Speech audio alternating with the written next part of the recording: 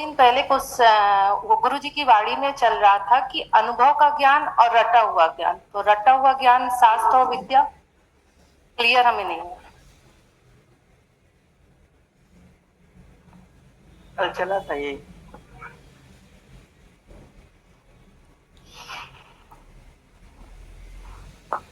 हरिओम भगवान जी। भगवान जी, आज गुरु जी बता रहे थे ना कि जीवन है तो लाभ हानि सुख दुख सब आएगा, लेकिन गुरु हमें उसमें सम रहना सिखाता है। और अगर वो अभी नहीं हो पा रहा है तो उसमें हमारे अभ्यास की ही कमी है। उसका रास्ता भी गुरु बता रहा है कि निरंतर अभ्यास। और जो गुरु नानक देव जी ने आज बताया ना भगवान जी, बहुत अच्छा लगा कि उजड़ जाओ और बस जाओ। तो उसमें अपनी चेकिंग हो रही थी कि हम कहाँ स्टैंड कर रहे हैं। आपके बहुत शुक्राने हैं कि भगवान जी रोज के सत्संग से बहुत चेंज आया है, बहुत चेंज। बहुत शुक्राने। हरिओम भगवान जी। जैसे अभी गुरु जी बता रहे थे कि गुरु को हर समय ऑब्जर्व करो, देखो वो कैसे रहते, कैसे उनका जीवन है, तभी तुम्हारी उन्नति होगी। और हम लोग उल्टा ही प्रयास करते, संसार को ऑब्जर्व करते रहते। जैसे बता रहे थे ना कि अपना चैनल बदलना तुम्हें खुद आना चाहिए। संसार में बैठे हो, अगर बातें नहीं समझ में आ रही हैं, नहीं अच्छी लग रही हैं, तो हट जाओ। या तो उनकी बातों को नया मोड़ दे दो ज्ञान से, या फिर स्वयं हट जाओ। बहुत अच्छा लग रहा था, बस आपको ही ऑब्जर्व करते चले। बहुत शुक्राना है आपका।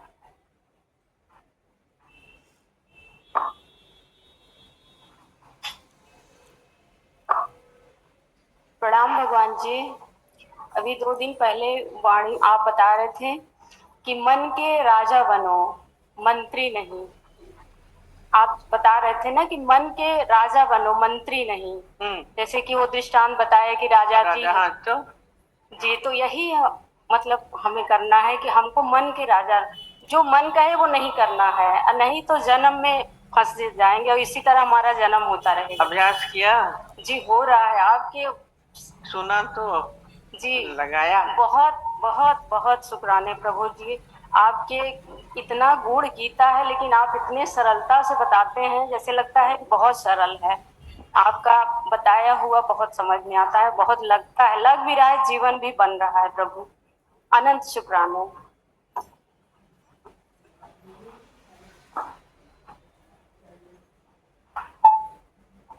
हरिओम भगवान जी।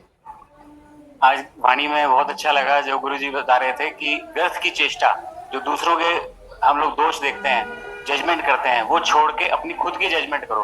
तुम्हारा विचार क्या गुरु के विचार से मिला? तुमने गुरु के जो वचन है उनको अपने जीवन में लगा रहे हो। जो परहेज है वो भी अपने लिए सुधारक बनना है। दादाजी का जो पॉइंट है, अपने खुद के सुधारक बनना। तो सेल्फ जजमेंट आज भी पॉइंट बहुत अच्छा लगा ये वाला, अपनी खुद की जजमेंट, और वो हो रहा है। बहुत शुक्रिया। हेलो भगवान, करोड़ करोड़ शुक्राने भगवान आपके। कैसे लोगों को बुला लेते हो, अपने प्यार में बसा लेते हो भगवान। ये आपकी करुणा है जो आप बुला लेते हो। अभी गुरु जी बता रहे थे सब हुक्म से हो रहा है। हम हुक्म को नहीं मानते जब भी दुखी होते हैं। जो कुछ हो रहा है वो सारा हुक्म से हो रहा है, वही होगा। हमारे कहने से कुछ नहीं होगा भगवान।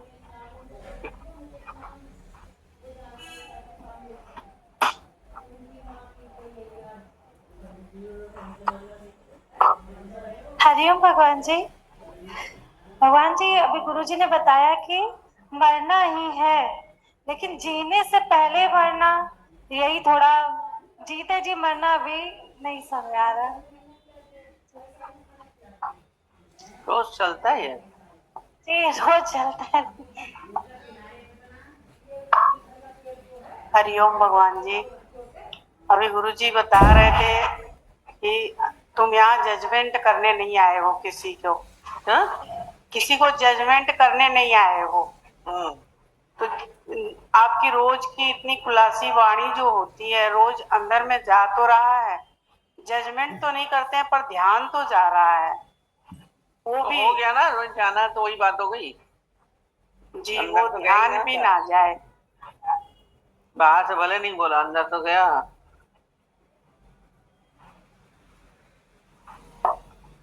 हरिओम भगवान जी। जैसे अभी वाणी में ये चला कि आदत जो है कभी बदल नहीं सकती है, तो दूसरों को सुधारने में तो अगर आप सोचेंगे कि बदल ले तो युगो युग बीत जाएंगे, नहीं बदल सकते। अपने को ही सुधार लो, वही ठीक है।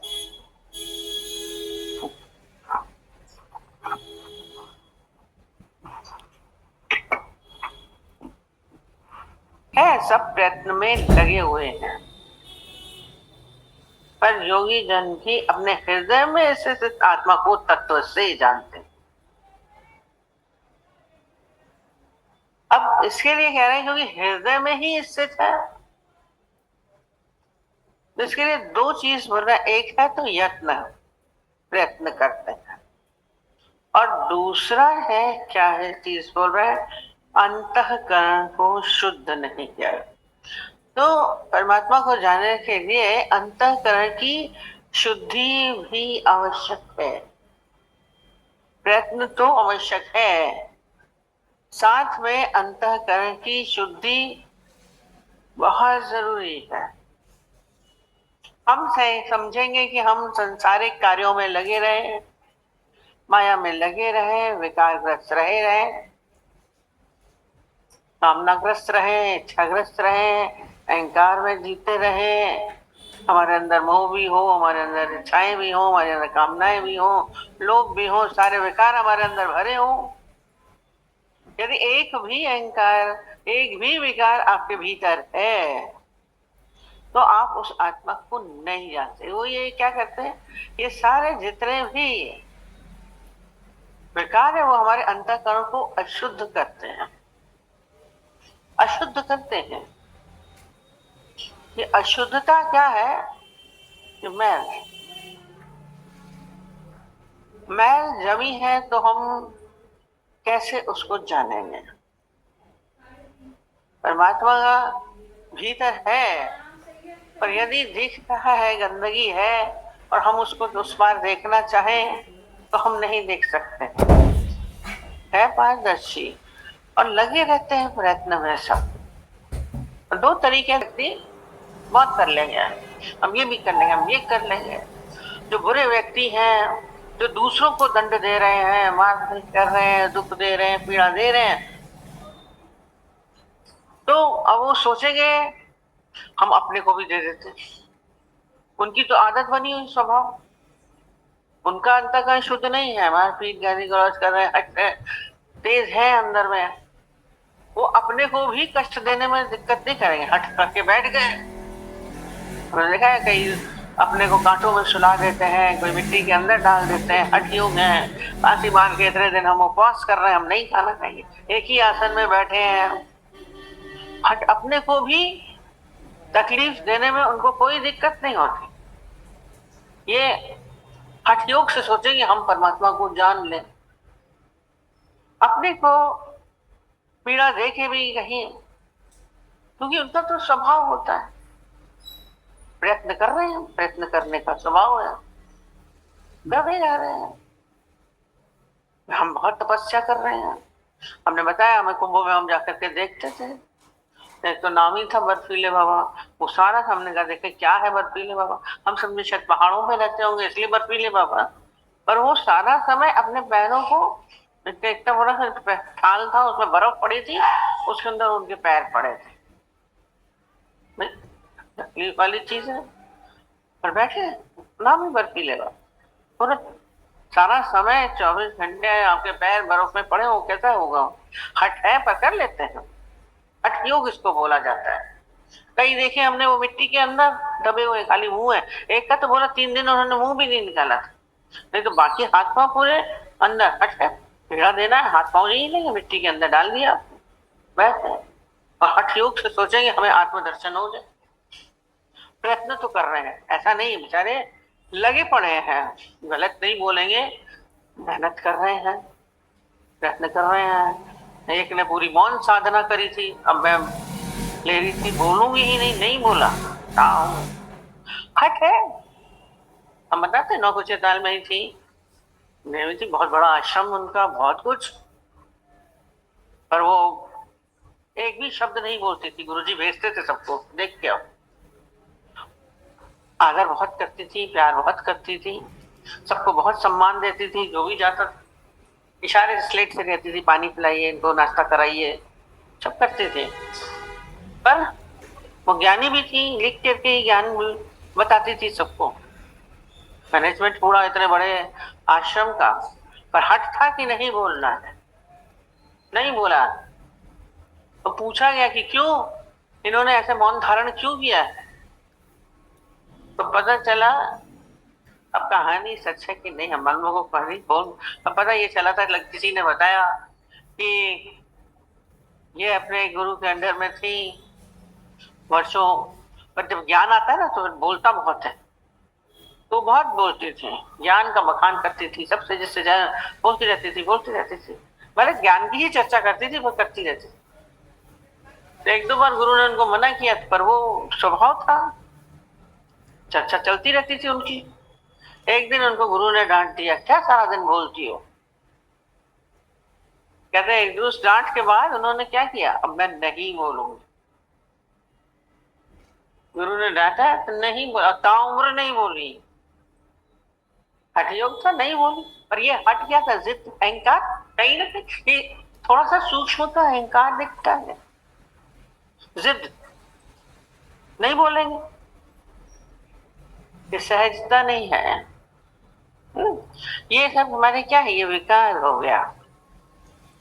तो कहते आप हठ योग से क्या होगा, योग जो किया उससे आपके क्या होगा, आपने बहुत ज्यादा प्रयत्न किया, आपके अंदर बहुत सारी शक्तियां आ जाएंगे।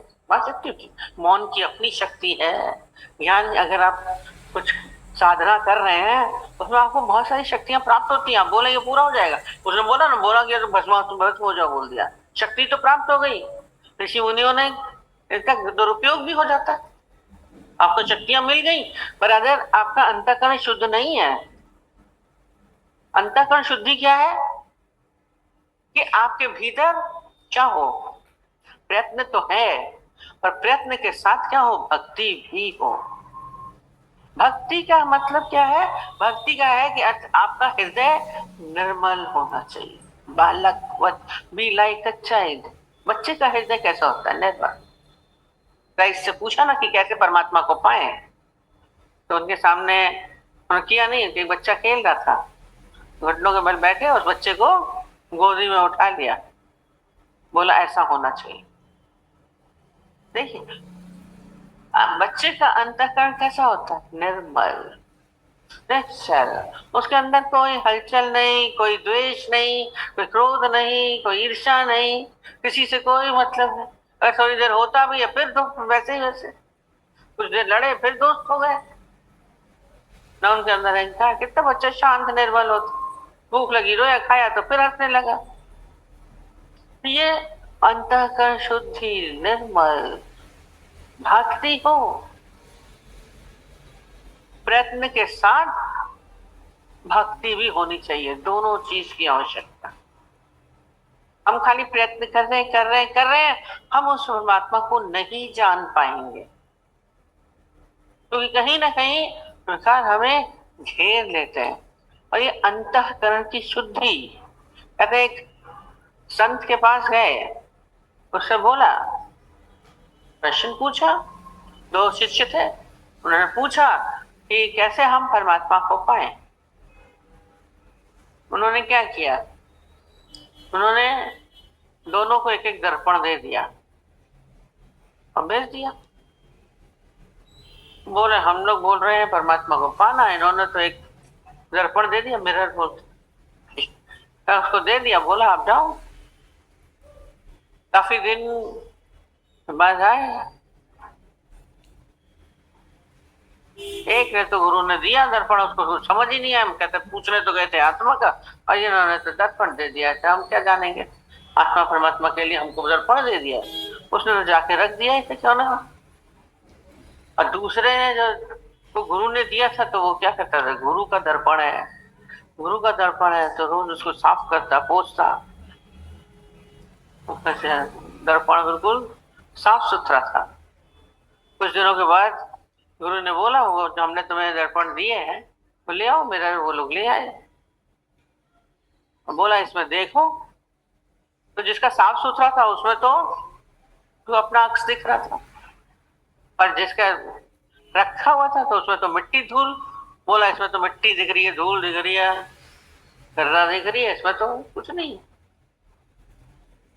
तो बोला ये अपना अक्स देखा ना, जब हृदय शुद्ध होगा, आत्मा भी बोला हृदय में ही है, पर आपके भीतर ये मलिनता है, अहंकार की, क्रोध की, मोह की, लोभ की, आपका चित्त चंचल है, हलचल है, तो आत्मदर्शन नहीं होगा, परमात्मा का दर्शन नहीं होगा। ये मलिनता को साफ करना बहुत जरूरी है, और रोज किया उसने, रोज दर्पण को साफ किया।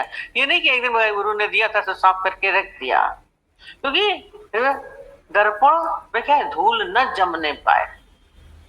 ये हर समय हमें इसका ध्यान रखना पड़ता है। हमारा मन कब इच्छाग्रस्त